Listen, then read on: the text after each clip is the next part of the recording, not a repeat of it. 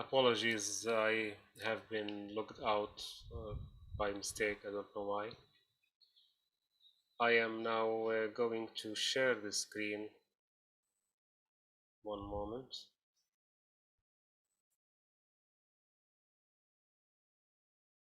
There seems to be a technical issue with my Zoom account, I don't know why. I'm sorry. Anyway, so let's see what we have.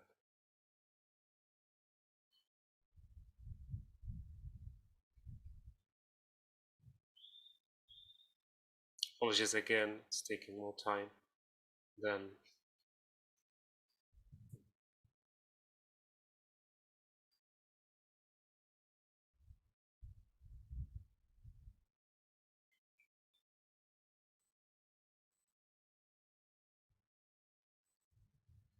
so I hope that you can see the screen now, and I apologize again for the technical issue. I also believe that I'm unable to see your chat comments because I'm focusing on one screen only. Let's see what we have. Now, what I did was a questionnaire. A questionnaire is simply a form that you give to people and you try to understand from them something. I repeat, a questionnaire is something that you write, a form, and you want to ask questions, you want to get answers. I repeat, you're asking questions, you want to get answers. I repeat, you ask questions to get what? Answers. Why did I repeat this 3 times? It is because we have to understand what are we asking about. Now here, it's very important that when you are asking somebody to be very clear in order to get an answer that is really given by this student or the person who is responding to the questionnaire. For example, I wouldn't say, do you believe that refraining from translation courses is good or bad? I wouldn't say that. Do you think that money is the reason that people refrain from translation courses? I wouldn't say that. Instead, I would like to say what relates to you as a respondent. So, for example, I would say to him, I do not take translation courses because I do not have the money. I want him or her to take about their own reality, exactly as they do it, as they did it, and not as they think about it, not as what they think about it.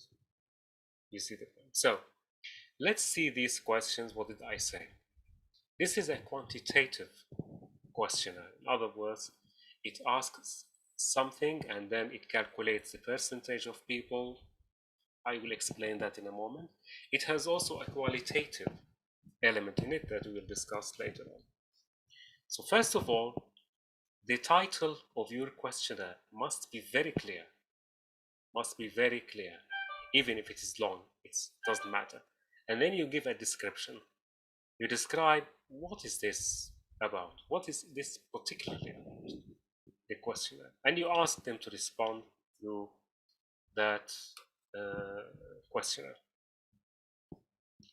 What about the questions? Let's look at the first question. All of them are in Arabic. I tried to translate them, but I couldn't have the time. But I will read them in English as well. So let's see the first question. The first question is that translation courses are scarce or too few, to the extent that they do not meet my need in translation in the language that I am specialized in. And here are the answers. Strongly agree, somewhat agree, neither agree nor disagree, in other words. Don't agree, and strongly disagree. These are 1, 2, 3, 4, 5. Now, let's talk about this. Why do we have 1, 2, 3, 4, 5? We have 2 reasons. The first one is philosophical. before Socrates and others who came before him, there were people who would just lie about reality in the world. So there would be a person who would tell you the following question: do you like ice cream? You would say, well, when it is the summer, no, yes or no. Well, I sometimes, no, yes or no. To say yes or no. These questions, whether yes or no, do not apply to knowledge and finding reality, except when you say, are you a man or a woman? Certainly it's going to be yes or no. There is no other option. Is this a sun or a moon? This is either yes or no. You cannot have other alternatives. But when you talk about reality, like the research that we are trying to find, it's not always yes and no. It's called yes and no is going to be a fallacy. It's going to be something not honest to find it from people. If you ask somebody that either say yes or no, then you are not giving him any other options, so you're not getting reality. So for that reason, we have several options to give more freedom to the person to indicate how he agrees or disagrees to a specific question. This is the first thing. Second, there are researchers, one of them is called Laghaert. He developed a scale, and he made lots of studies, and he made his own research, and he concluded that it is more reliable, this is a word that you have to understand as a researcher. Reliable is something that you rely on. When you have five options, and he says agree, strongly agree, somehow agree, disagree, and strongly disagree. And after him, there came other people like Cronbach. We have Cronbach's alpha. He makes calculations, and he says after you make the questionnaire, you can run the test, which is called Cronbach's alpha, and see if it's consistent or not, to see if it's reliable or not.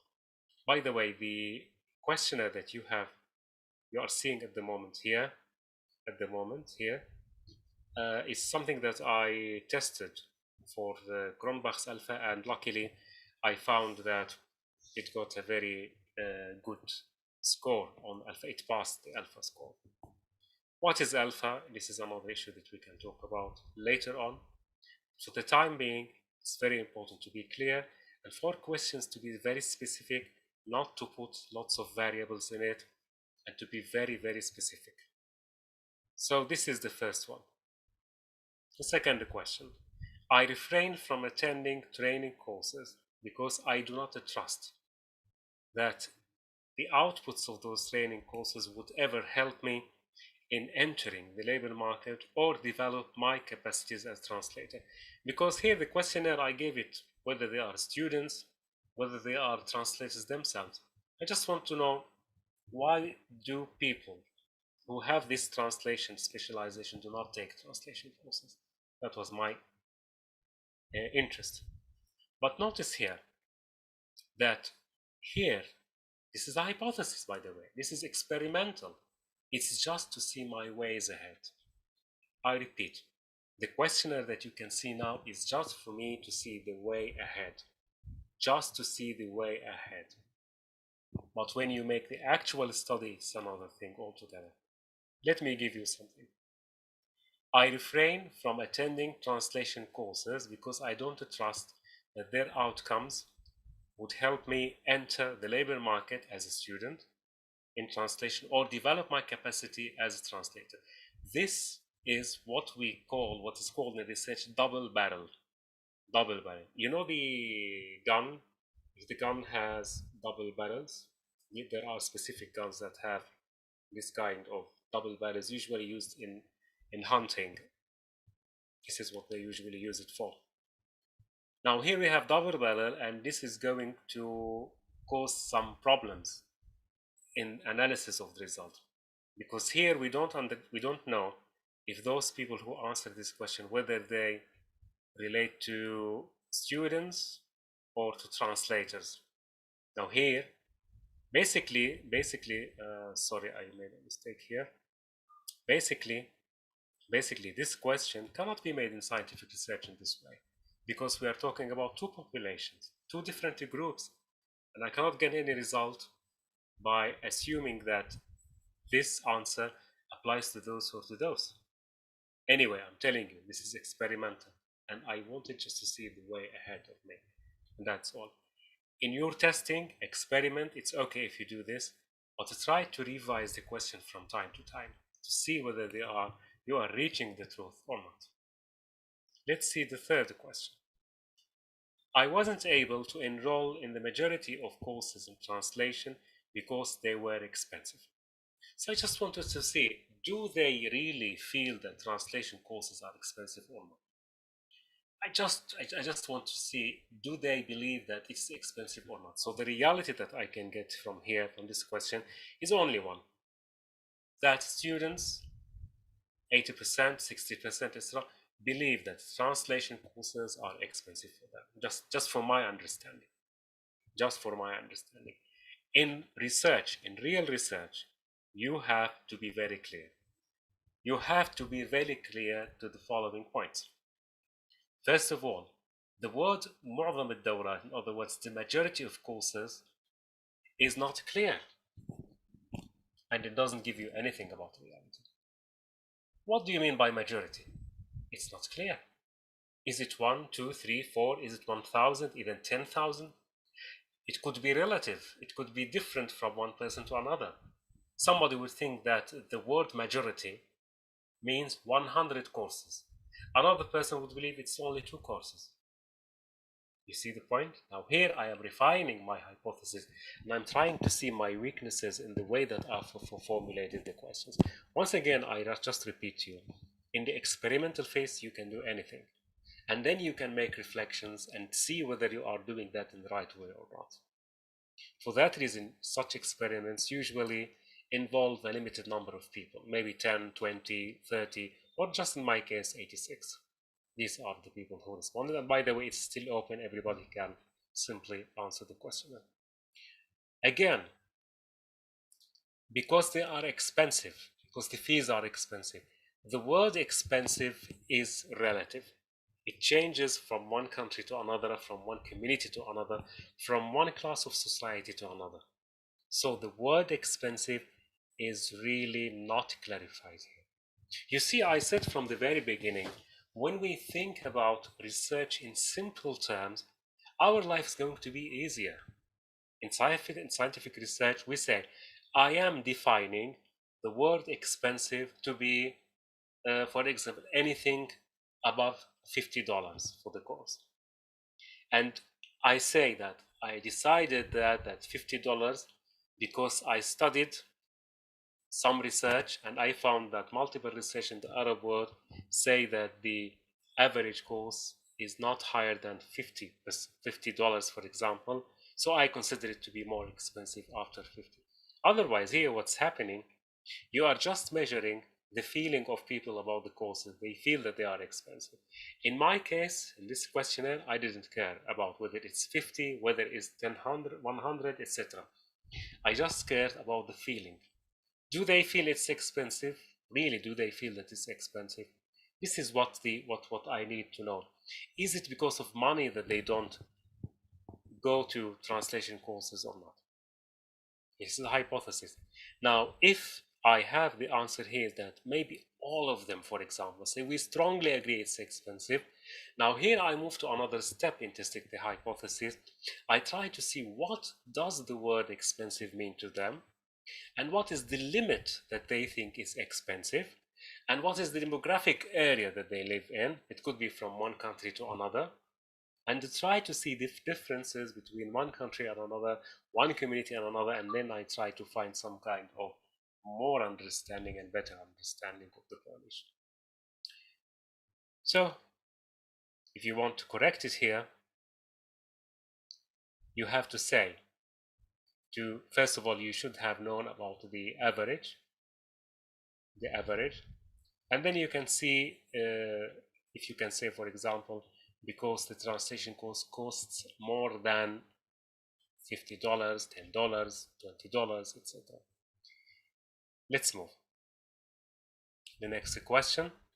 I could not enroll in the majority of courses in translation because I don't trust the merit or the qualification of trainers who are proposing those courses, either from experience in translation or from skills, educational skills or teaching skills in translation. These are double barrels, as you can see, because we're talking about experience and we're talking about educational teaching skills. So if I am making a research on this issue, really, what I will consider is that this question is going to be divided into two questions. The first one, it is because somebody doesn't believe in the experience of the trainer as a translator. And the second question, he doesn't have the skills of teaching translation. We have two questions instead of one. Now, wait a minute. Some of you might say, this is too difficult for us. How could I know that we have double barrel here? How could I know that I am not phrasing the question in the right way? The good news is that scientific research has answered this question in a very simple way. It says you don't have to. You don't have to. You just put your questions in any way you like. And you must. It's not a matter of choice. It's a matter of obligation. You must show the questions to 3 experienced researchers. They give you feedback and they refine it with you. This is one important way, and this is the beginning of the way. So you can put the questions in the way you like. There's no problem. Even if they are wrong, it's okay. Another person will make a peer review and will give you some idea about those questions, whether they can be amended or revised or refined, etc. Your next question. Okay, they are like me, humans like me, and they may make mistakes. That's good. For that reason, what we do is that, for example, you have about 800 people to test with this questionnaire, or less or more, 400, 200, 100, etc. Anyway, what you do is try to make a test. You test the questionnaire. You test the questionnaire and ask some people to answer it, about 10, 20. It depends on the number that you have. After you test them, you try to find the results. You apply the Cronbach's alpha, which is very simple, by the way. It is with one click that you can make it on Excel sheet, and you get a number. If the number is not satisfactory, then you feel that something is strange in it, something is wrong with it. So you take it back to another review and try to refine it more. You test it again and again until the Cronbach's alpha or other reliability tests are made. You make sure that when you are comfortable with it, you can run it for the whole population that you have. We move to the next one. I couldn't enroll in the majority of translation courses because I couldn't receive their advertisements. I think this is a very straightforward or clear answer, clear question, and doesn't need lots of discussion here. It's very clear, very specific, except for the word majority. We have to define the word majority, what it means.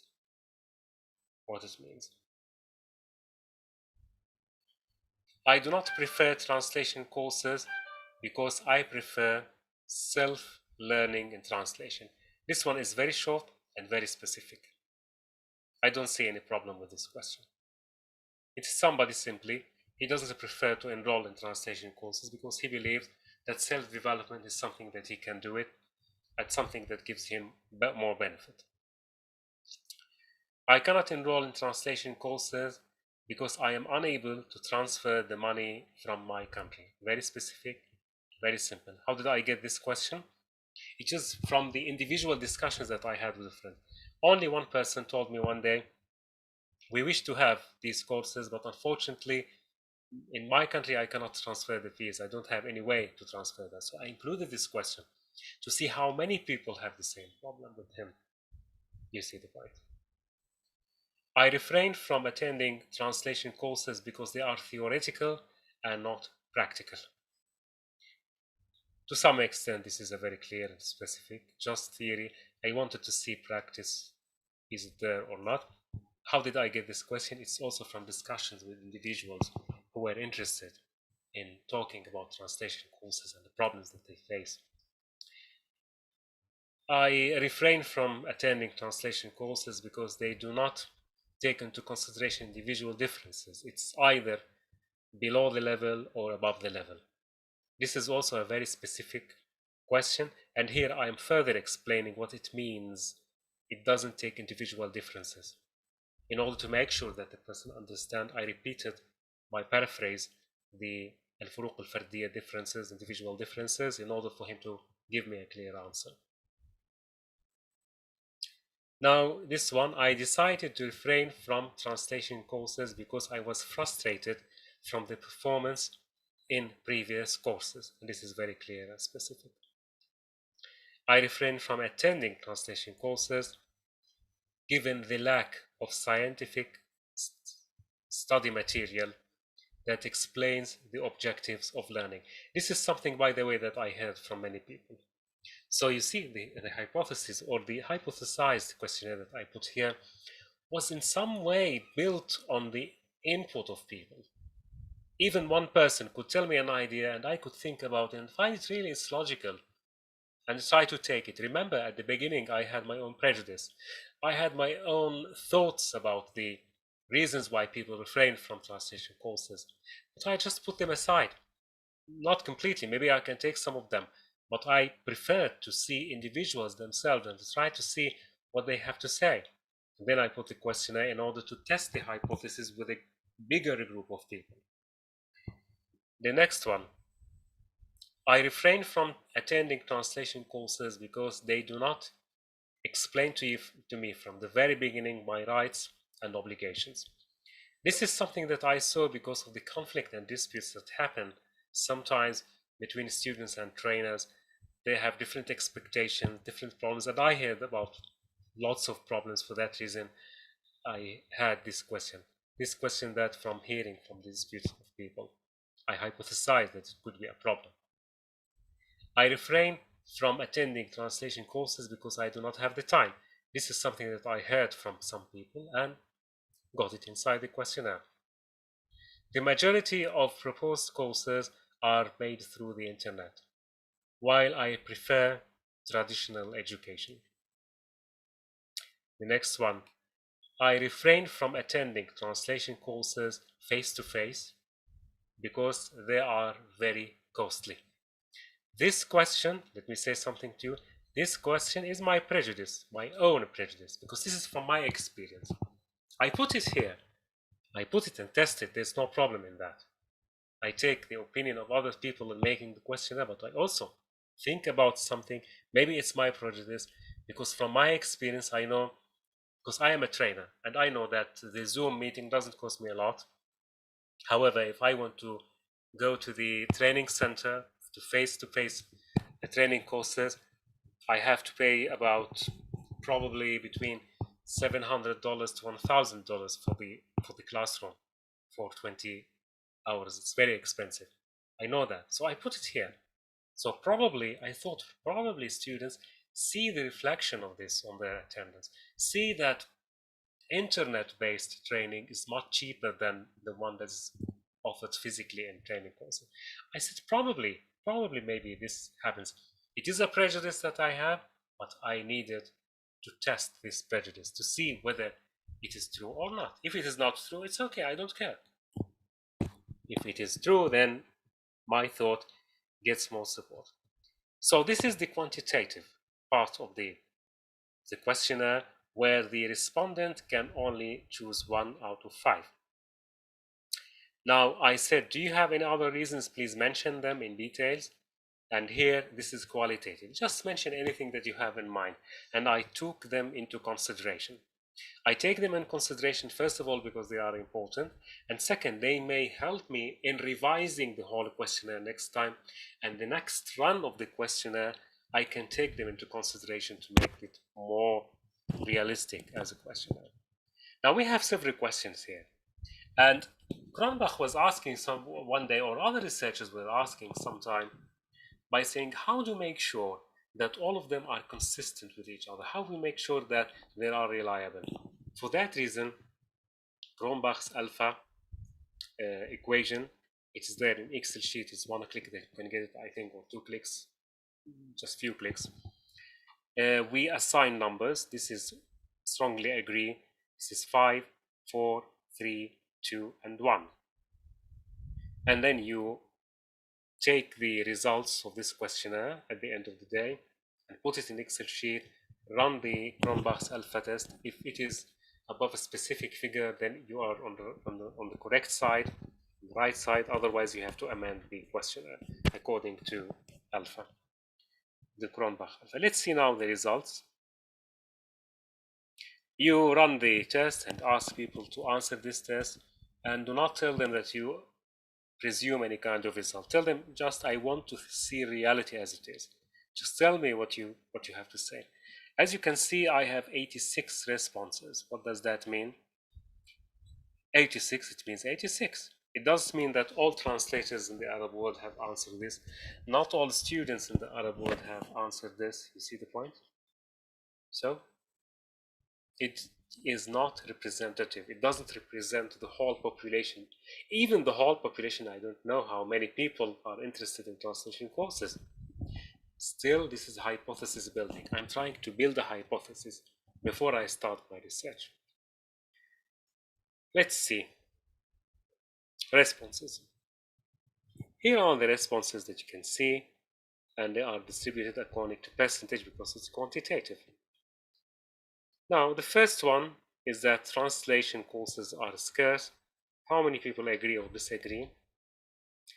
We have almost the people who agree and disagree together are almost equal to the people who don't agree, disagree, and somehow agree. However, they are certainly higher than disagree and strongly disagree. So this gives me an indication. It gives me an indication that basically the answer of this question is yes. People do not take courses because they are limited.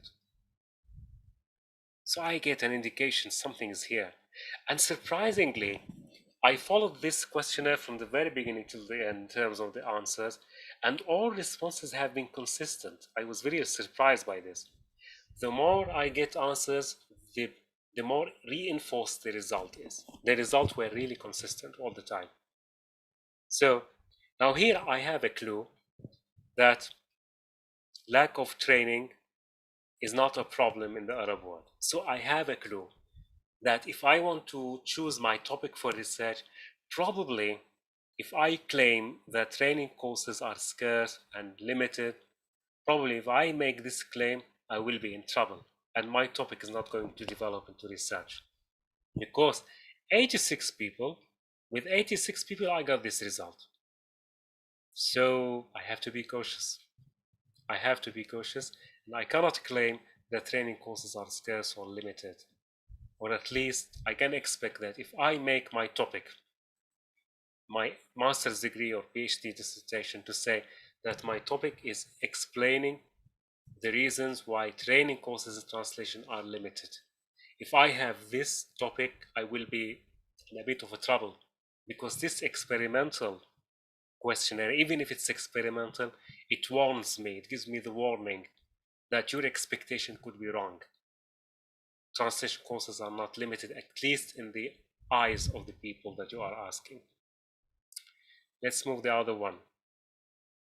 Now here is the relevance between the labor market and translation courses. Now we see strongly agree and agree. What about disagree? And strongly disagree. It is almost the same. They are almost equal together. And even we look at this is 10.5. 10.5, this is strongly disagree. And let's see with what we have on the other side, agree, for example, they are close. And by the same token, we have strongly agree and disagree, they are close. So it's not decisive. It's not decisive. Now here it's experimental. Now here I would think that I would remove the double barrel issue, by breaking this down in another test for the questionnaire that students, I put students alone and translators alone, two different questions. By the way, for quantitative research, they suggest that if you run a questionnaire, you have to leave about 1 to 2 months.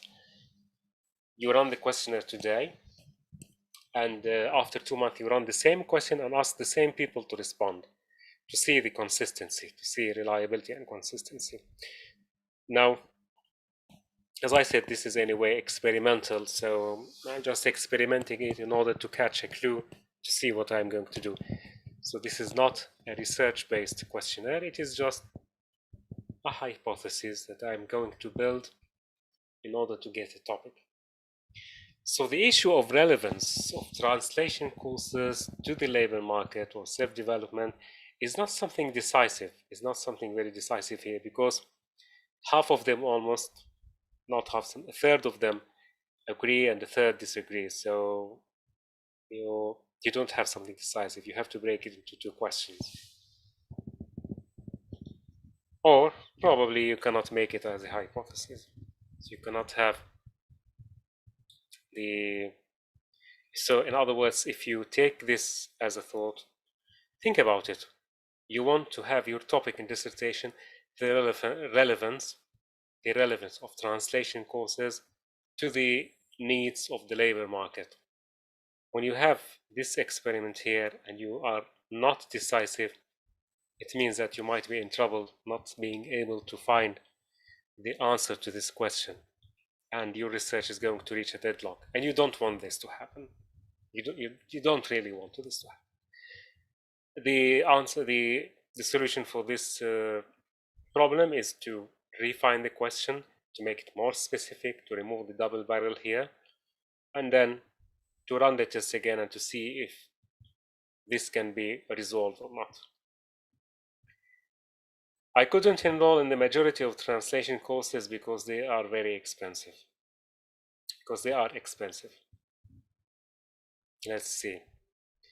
Those who strongly agree, 50%. I think this can give us an indication, even if it is experimental, by the way. It gives us an indication.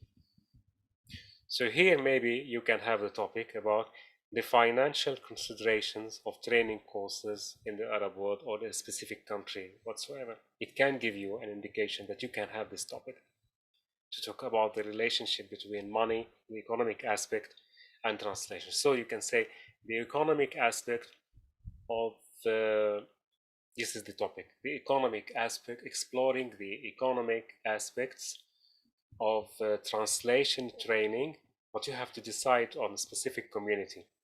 Why? Because if you take a city where some people are poor, some people are rich, you're going to be lost. You take a community, or you take a specific group of graduates from university. It could take in 2021, for example, 2021, or a specific year, or specific university, etc.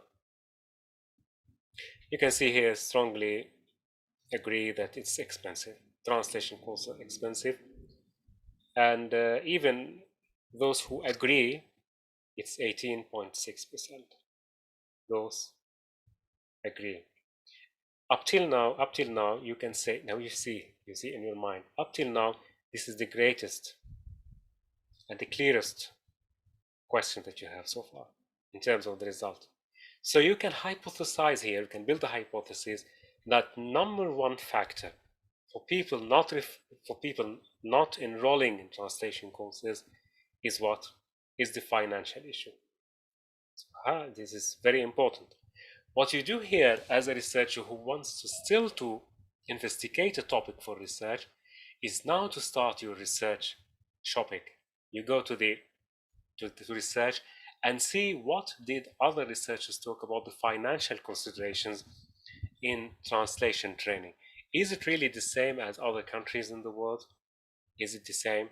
What did they find? What are the results? is it something studied, by the way, or not?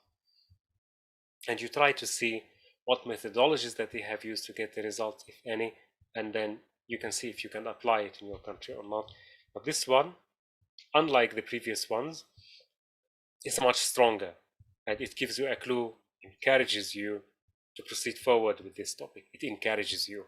It's really encouraging in exploring the financial aspect, the economic aspects of translation training courses in urban places for fresh graduates from public universities. You limit your research in the way that you like. And remember, you have to do some research shopping in order to see how the topic is going to be made. So you know it's going to be about finance and economic issues, but how to phrase it in the right way, you go to other research, you see previous literature, and try to see how they framed this problem, and you try to apply it here. You try to choose a topic similar to them or different from them, of course, but at least you have in mind something very good here. So this is experimental survey, but it still gives you something very interesting for further research. Now, do the students who took the courses or refrained from the courses trust the qualification of the trainers? As I said, I have here a double barrel. Probably this may explain why the circle is not evenly divided or is not giving us an indication. However, the majority of people say, we have 34.9% say they don't agree, that they don't trust the trainers. They say we trust them, there's no problem. However, I have a problem with this question. It has to be divided into terms of experience. This is one item, and skills of teaching, this is another item. By the way, 34.9% is not a majority. It's a majority relatively to this circle, to the segments of the circle, but it's not a majority in the statistical perspective. It doesn't make any majority. Yes, maybe more, but it's not a majority. Not like the 50% that we have here, followed by 18.6% of the agree. I couldn't enroll in the majority of courses in translation because I could not receive the advertisements. Again, it's not decisive. However, we have 27.9% says somehow this is true. This is somehow true. It doesn't give me any result. What does it mean somehow it is true?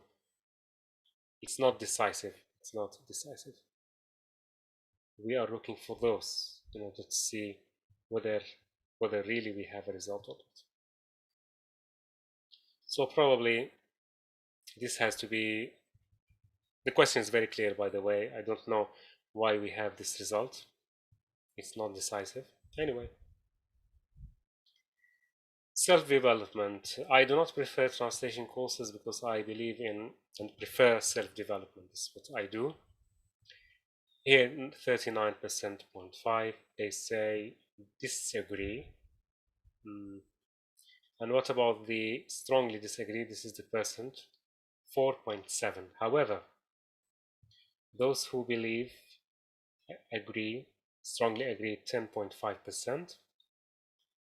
And those who agree, 4.7, 10.5% strongly agree, and disagree are two categories, making this circle more decisive. So they don't agree, that they prefer self-development. They don't agree with this.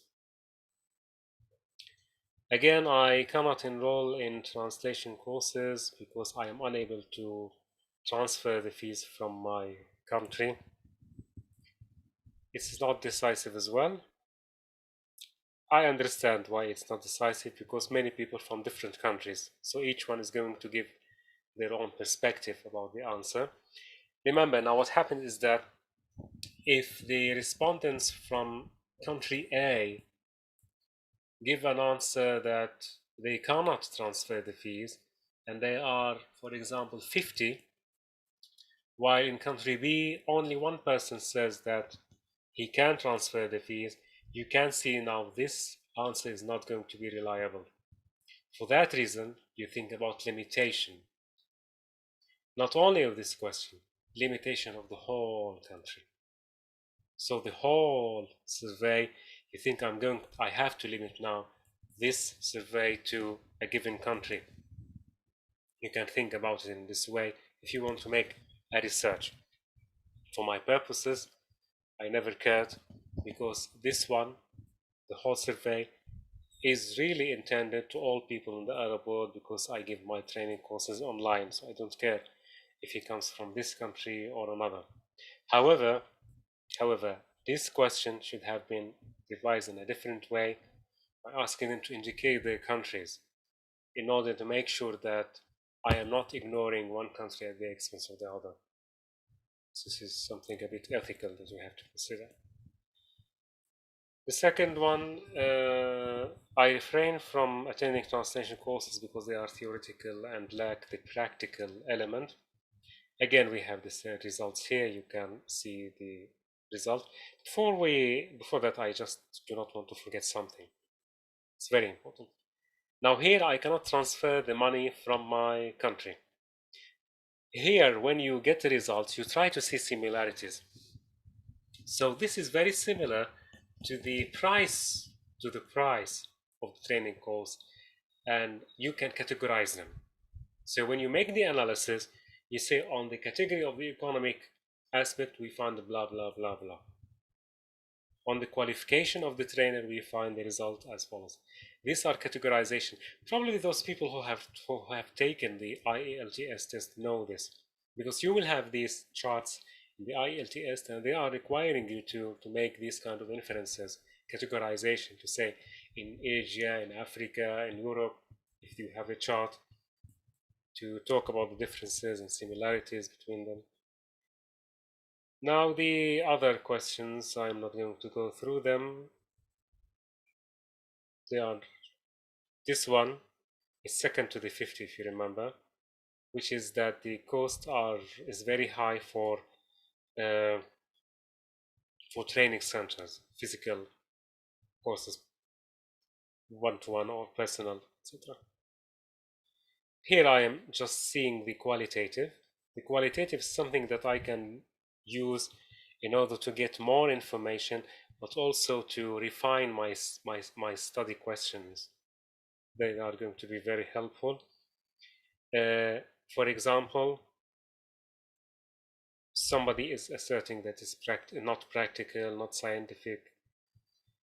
Here somebody is putting a very big, very too much detail about it, talking about the relationship between the labor market and the training, and he wants it not only to be practical, but he wants it to be that a trainer would take the trainee into the labor market. In other words, this is the qualitative. I get from this the apprenticeship model. The apprenticeship model in teaching translation, and here this is a topic. So you see what kind of things I get here. So I go to the research, previous research, and find what people talk about the apprenticeship model. This is very important issue, and he's talking about that in details. For that reason, one paragraph like this might be very important, equally important to the quantitative. They are complementary. Now, some people talk about external factors like the electricity outages and other things. Anyway, now these are the questions that I made, and I just wanted to see why people refrain from translation courses. By the way, I explained from the very beginning when I posted this questionnaire, is that this is not for the questionnaire is not because I wanted to reach out to more people with my training courses, but it's just to offer this result to the trainers themselves. Because at that time, when I developed this survey, I had already decided at that time to stop giving any training courses, because they are not feasible, and they are, financially speaking, they are not something that someone would think about in putting his efforts and time in. But I said I'm going to be neutral. I'm going to take very honestly and sincerely all your thoughts and give it to the trainers and to see if they want to say anything. Surprisingly, the trainers' survey wasn't answered by many people, only 2 or 3. I understand this because I couldn't reach out to them. Probably if somebody can reach out to them for the questionnaire, it's going to be very good for them to develop further perspectives about the issue. Now, you've got the topic, or you've got some idea about the topic, and you go to the research to try to understand it. But let me just say something important here. You see here we have quantitative, so you are getting reality from a quantitative perspective, percentage in other words. But also, I really took reality from here as well in the results. This is qualitative. Quantitative gives you something, qualitative gives you something. The respondents of students and translators give you something, respondents of teachers or trainers of translation give you something else. Bringing several things together or several sources to get information is called in scientific research triangulation. So you would think about it, triangulation.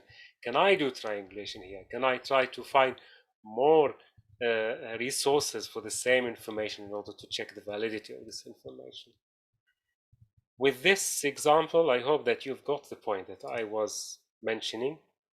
It is curiosity. You start with something, you immediately implement it into a hypothesis, and the hypothesis is developed. You don't get the hypothesis developed from the very beginning. It's impossible. You just try to develop it over time, refine it, reflect upon it, and try to share it with other people. But most importantly, whenever you get some interesting ideas, like this one, even if it's experimental, now here I would immediately, if I were a researcher in this field, I would immediately go to the literature review and start to see what scholars said about this. It is in this way that you can complete the procedures that are necessary for you to choose your topic for the dissertation or research. Well, I hope this was good for you. I hope that you liked this presentation. If you have any questions, I hope that you can put it in the where to put it. Yes, you put it in the comments. Again, apologies for the camera quality is not very good here, and I know that, but anyway, now this is what you get. I don't have a good camera at the moment. There's also something else about training courses. If you ask me about training courses, the only thing that I am providing now at the moment, the only thing is one-to-one training for researchers. That's the only thing I give, and these are just very specific people. In other words, very limited to few people. One-to-one training. This is what I do at the moment. I do not give any other translation courses at the beginning. As you can see in the channel, I just make some kind of highlights on certain text, maybe, but not translation courses. Thank you very much for watching, and hope to see you again in the next video about translation research. Have a good day, or good night for those who have a night at the moment. Goodbye. Bye-bye.